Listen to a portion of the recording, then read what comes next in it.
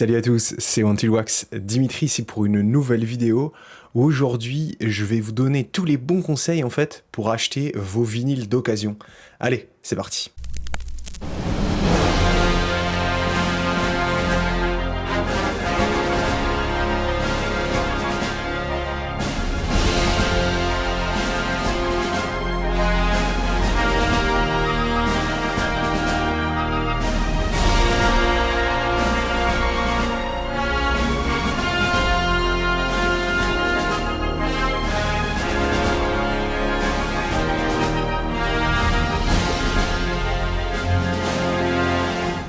Allez, on se retrouve derrière mon écran pour une présentation. C'est plus simple, je trouvais que le format pouvait s'y prêter sur bah voilà, les bons conseils pour bien acheter un vinyle d'occasion. Donc j'ai préparé une petite présentation qui s'articule en 4 parties. Une partie sur comprendre en fait ce qu'on appelle le grading des vinyles, vous allez voir juste après. Il y aura une partie aussi de ce fait sur les cotes des vinyles. Est-ce que les vinyles, comment ne pas se faire avoir, acheter un vinyle à un bon prix finalement, le vinyle d'occasion. Il y aura une partie également sur les différents endroits où vous pouvez acheter des vinyles d'occasion. Et enfin une dernière partie plutôt géographie, vous allez voir, pour bien comprendre en fait la perception des vinyles d'occasion dans différents pays du monde. Donc je vous propose tout de suite, sans transition, de commencer avec la première partie concernant le grading. Alors, pour celles et ceux qui débutent, ce qu'il faut savoir, c'est que on juge un vinyle d'occasion par sa qualité, en fait. Qui dit occasion dit qu'il n'est plus neuf. Donc de ce fait, bah voilà, avec le temps, les vinyles s'abîment, ils sont joués, ils peuvent comporter des défauts. Et donc dans le milieu de la collection, et pas seulement des disques vinyles, il y a en fait un espèce de grading, une échelle en fait de qualité qui permet en fait à tout acheteur et vendeur de définir à quel niveau se trouve la qualité du vinyle. Et donc, ou alors même des jouets, des cartes, enfin il y a plein de collections possibles. Dans le disque vinyle, c'est découpé en 2. Certaines personnes diront même en 3, ils ajouteront en fait la qualité du pressage. Moi je ne l'ai pas mis ici, j'ai fait plus simple. Donc vous avez une partie pour la qualité de la pochette, donc la cover, et vous avez une partie pour la qualité du disque en fait en lui-même. Donc là, voilà, j'ai un peu illustré avec des choses que vous connaissez très bien. Et donc, je me suis amusé à faire un petit tableau qui récapitule un petit peu les différents degrés, donc les différents gradings de qualité des vinyles d'occasion. Et donc, vous voyez, en fait, plus vous partez du vert vers le rouge, et plus vous êtes près du neuf, et là, près du... vous pouvez le jeter à la poubelle, quoi. Donc, j'ai découpé le truc en trois lignes. La première ligne, c'est concernant les états du disque, la deuxième ligne, les états des pochettes, et enfin la décote théorique. Alors vous allez voir, je vais en parler juste après.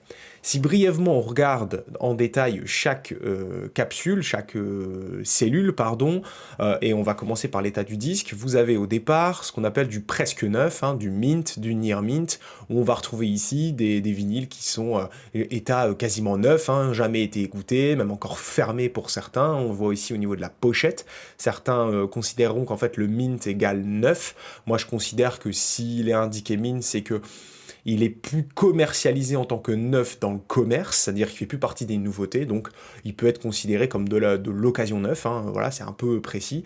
Donc ce sont des vinyles qui ne décotent pas, qui peuvent décoter de 5% si jamais, par exemple, je prends l'exemple du vinyle d'Adèle, elle en a pressé trop, il y en a des tonnes et des tonnes. Est-ce que c'est du neuf? Ouais, mais ça commence à dater, donc c'est un peu du mint, et puis c'est décoté de 5% parce que personne n'en veut. Des fois, ça peut même être décoté de 50%, là c'est vraiment théorique. Au niveau du near mint, on peut avoir par exemple un vinyle qui a été ouvert, qui n'a pas été joué, qui possède un bon pressage s'il a été joué, donc le vendeur va l'indiquer, et au niveau de la pochette, il est peut-être toujours dans ce que les Américains appellent still in shrink, c'est-à-dire toujours dans son cellophane d'origine. Certains font ça, certains gardent les stickers, c'est mon cas. Donc voilà, ces vinyles-là, généralement, à partir du moment où ils sont ouverts, vont commencer à ne plus coter autant, vous allez voir après, que les vinyles neufs, donc vous allez avoir une petite décote entre 5 et 10%. On va arriver après dans ce qui est le plus intéressant dans le vinyle d'occasion, ce sont les Very Good Plus et Very Good. Ce sont des vinyles qui ont un peu daté, qui possèdent quelques rayures, qui ont été utilisées à plusieurs reprises, dans lesquelles on connaît un peu la qualité du pressage, qui n'ont pas été lavées, qu'il n'y a pas de perturbation à l'écoute.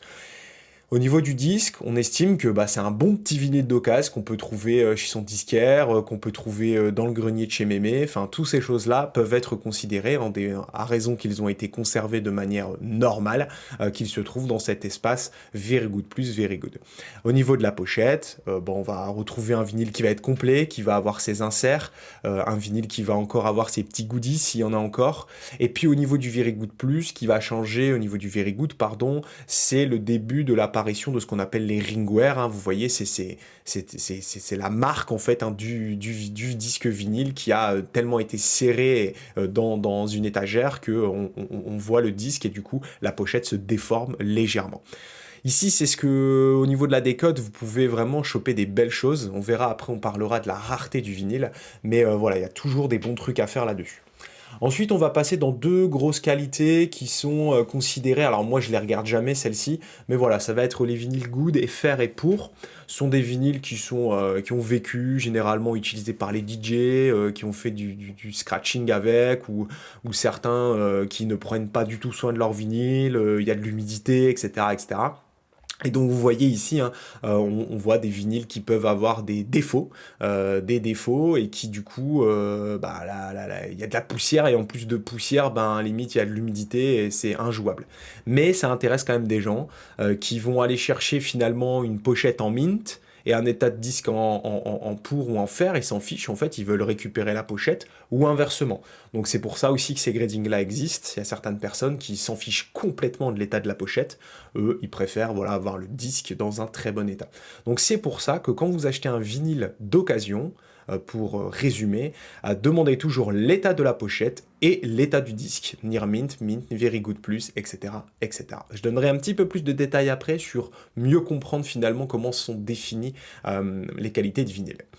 Allez, on continue et maintenant on va parler des cotes. Alors c'est un gros sujet les cotes parce que vous le savez, dans le vinyle d'occasion, c'est à la mode, les vinyles ça coûte super cher, etc. etc. C'est trop, il y a trop de hype, j'ai des trucs introuvables qui coûtent 1 million d'euros, etc. etc. Là en fait c'est du grand n'importe quoi. C'est juste une question d'offre et de demande. Si vous avez une quantité d'offres qui est supérieure à une quantité de demande, votre vinyle ne vaut pas forcément plus cher que les cotes qui sont indiquées ici, c'est-à-dire prix du neuf. Exemple, un vinyle pressé en 500 000 exemplaires à 20 euros ne va pas coter parce que l'offre sera toujours plus forte que la demande, à part si dans 40, 50 ans, il est difficilement trouvable parce que personne ne l'offre à la vente. On verra ça juste après. Donc, voilà le message que je veux faire passer, c'est qu'il faut faire très attention à ce que vous pouvez trouver sur Discogs. Discogs qui est une plateforme que vous connaissez normalement un peu tous, qui est une plateforme dans laquelle vous pouvez trouver le plus gros catalogue de vente de vinyles d'occasion. Il y a d'autres sites, vous verrez tout à l'heure, mais bon, la référence, on va dire la banque d'archives vinyle, c'est Discogs, on va se le dire, on va pas se le cacher, c'est quand même le plus gros site dans lequel on rentre tous nos collections et dans lequel on peut avoir finalement un état général de la valeur un peu de nos vinyles, la valeur théorique, vous verrez juste après. Donc voilà, faites vraiment très très très attention. Et je vais vous donner quelques exemples. Alors, vous voyez ici, on va regarder un vinyle qui est considéré comme rare, c'est-à-dire un vinyle qui cote. Et vous allez voir pourquoi. Donc on va parler de la bande originale de Back to the Future 3 que j'ai eu il n'y a pas longtemps. Et donc vous voyez sur Discogs, la première chose que vous devez regarder, c'est cette partie ici que j'ai encadrée en orange, où vous allez avoir deux informations importantes. La première information importante, c'est le nombre de personnes qui l'ont rentré dans leur collection Discogs. Donc vous voyez ici 233 personnes, c'est un tout petit échantillon, tenez-vous bien, il y a très peu de pourcentage de personnes qui entrent leur vinyle sur Discogs, je pense que c'est moins de 10%. Et par contre, vous pouvez regarder si c'est toutes les personnes qui souhaitent l'avoir dans leur collection, donc c'est la wantlist. Et là vous voyez que le vinyle est plus recherché que entré en collection. Ce qui en fait finalement un vinyle plus rare. Maintenant, vous devez regarder aussi la note moyenne qui définit généralement la qualité du pressage aussi, et puis le nombre de notes, ce qui en fait un vinyle à intérêt. Et puis ensuite, ce qui est intéressant pour voir un petit peu à quel prix vous pouvez acheter vos disques vinyles, c'est que Discogs finalement est plutôt bien fait, parce que vous allez avoir le prix le moins cher acheté, le prix moyen et le prix le plus cher. Alors, faut se méfier avec ça, parce que vous avez des petits malins qui s'amusent à mettre des vinyles à 200 euros, à demander aux copains d'acheter le vinyle à 200 euros, puis de se faire rembourser, et du coup, ça fait monter, théoriquement, vous verrez après, la cote du vinyle. Ce qu'il faut regarder, c'est vraiment ici, hein, la wantlist, la collection, c'est ce qu'il y a de plus proche par rapport à la rareté, en fait, et à la offre versus demande. Donc là, ici, si vous devez acheter ce vinyle, bah, vous savez que globalement, vous allez devoir débourser à minima 35 euros. Ensuite, c'est à vous de définir hein, le prix que vous capez et à quel moment bah, vous décidez de payer. Là, vous avez l'exemple ici, hein, 8 vinyles en vente à partir de 90 euros. Bon, bah, on est juste en dessous de la cote moyenne, c'est généralement le cas. Et bon, bah, après, c'est une question juste de négociation et de patience, encore une fois, il y a toujours moyen de trouver.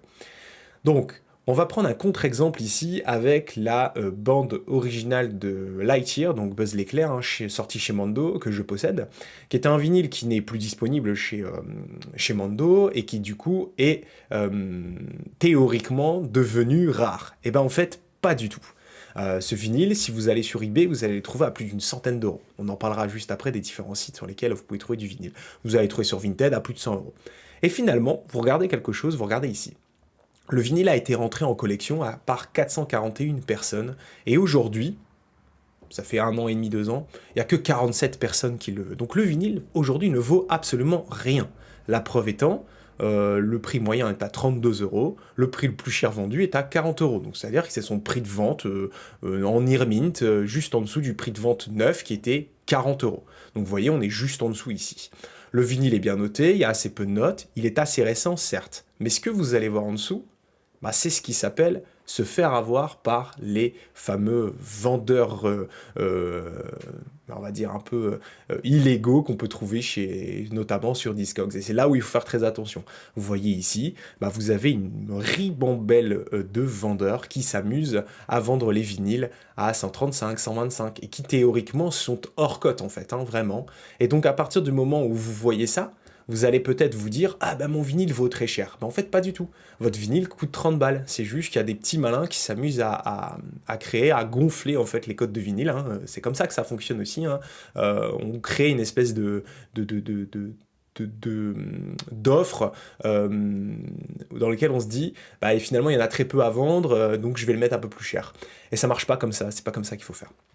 Et donc faites très attention à ça, basez-vous vraiment sur ça, mais aussi sur d'autres éléments, c'est-à-dire vos amis qui sont collectionneurs, les bouquins, les sites. Il y a plein d'endroits où vous pouvez en fait finalement connaître l'Argus du vinyle, ça existe, donc renseignez-vous. Et retenez toujours les différentes stats aussi de qualité, hein. Les gradings c'est extrêmement important. Allez, on va continuer et cette fois-ci, on va parler des vendeurs de vinyle d'occasion. Alors, vous pouvez trouver du vinyle d'occasion partout, que ce soit dans le commerce physique que sur Internet. Et donc, j'ai décidé de faire un petit graphique qui va en fait placer les différents sites web et vendeurs en fonction de plusieurs éléments.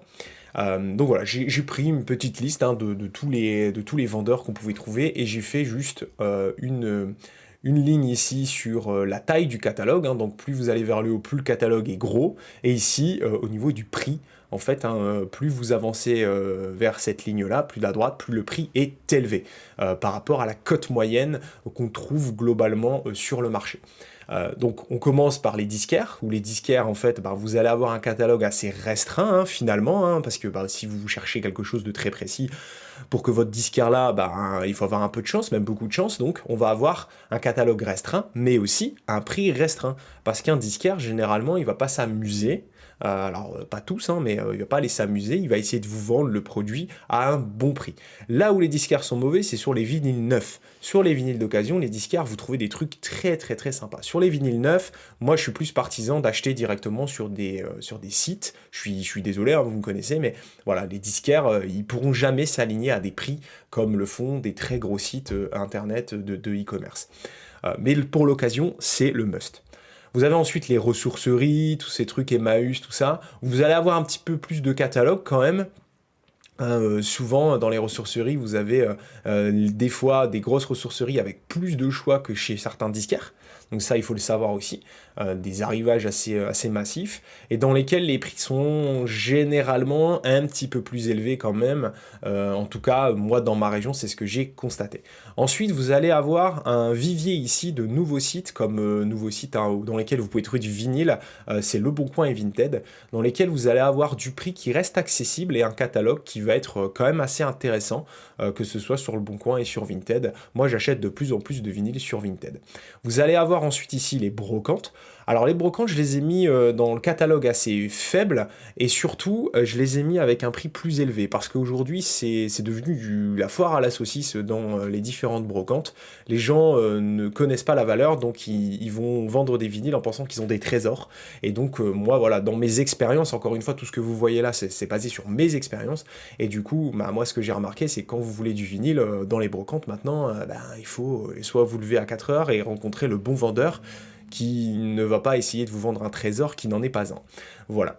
Ensuite, vous allez avoir ici les foires aux disques. Donc les foires aux disques, un catalogue plus important quand même que chez les disquaires, parce que vous avez bah, plus de disquaires, hein, plus de stands. Plus aussi, vous allez être un petit peu plus que Vinted et que la ressourcerie ou la brocante.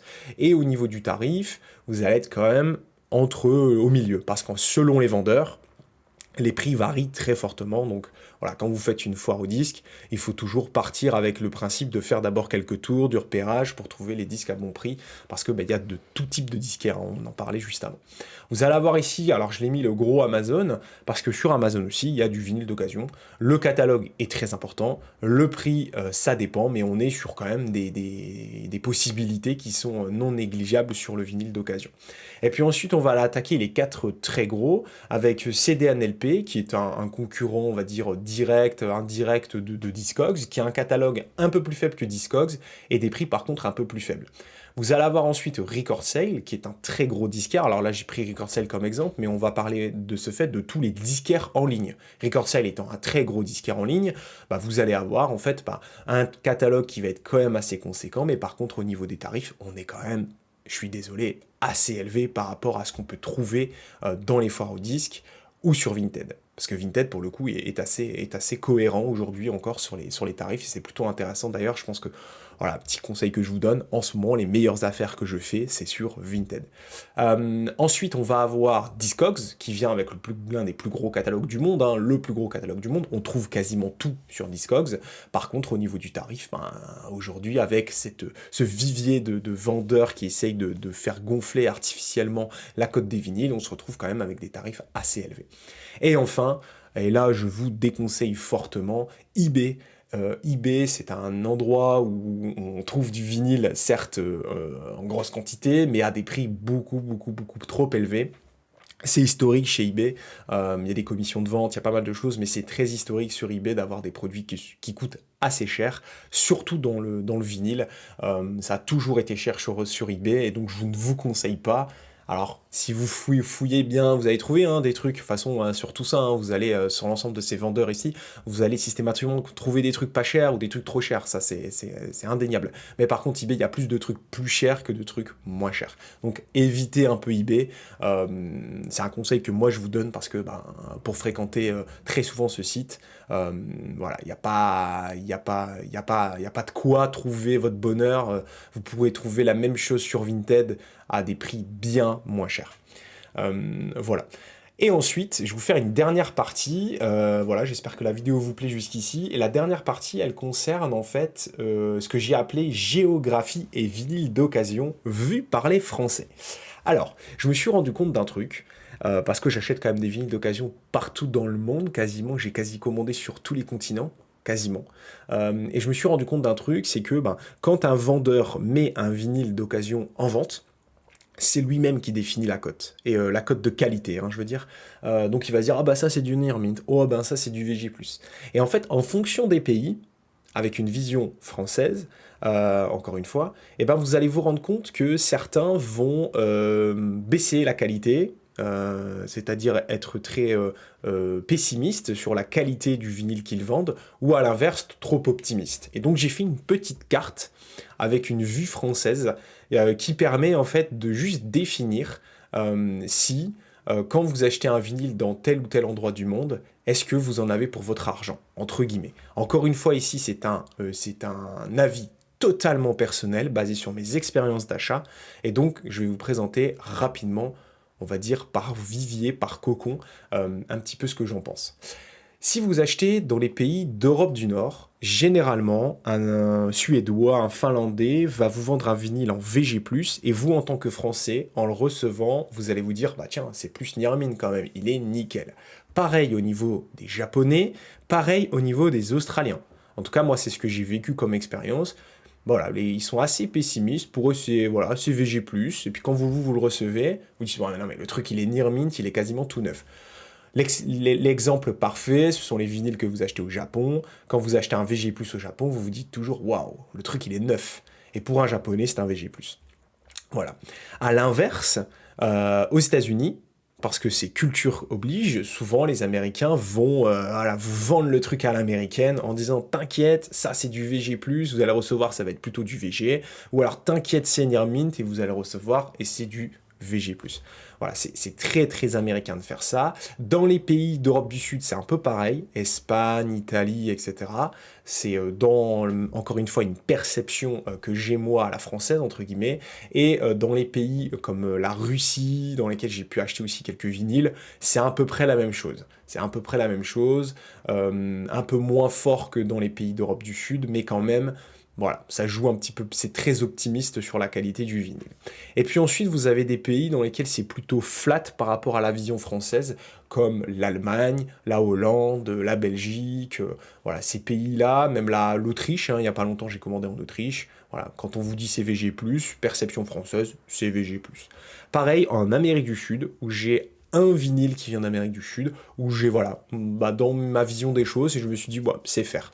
Bien entendu, tout cela dépend du vendeur, bien entendu, tout cela dépend de votre perception personnelle sur les qualités de vinyle, parce que, voilà, chacun a une perception personnelle, mais bon, je trouvais intéressant de pouvoir vous présenter, en fait, hein, bah, cette cartographie, cette géographie de la qualité des vinyles.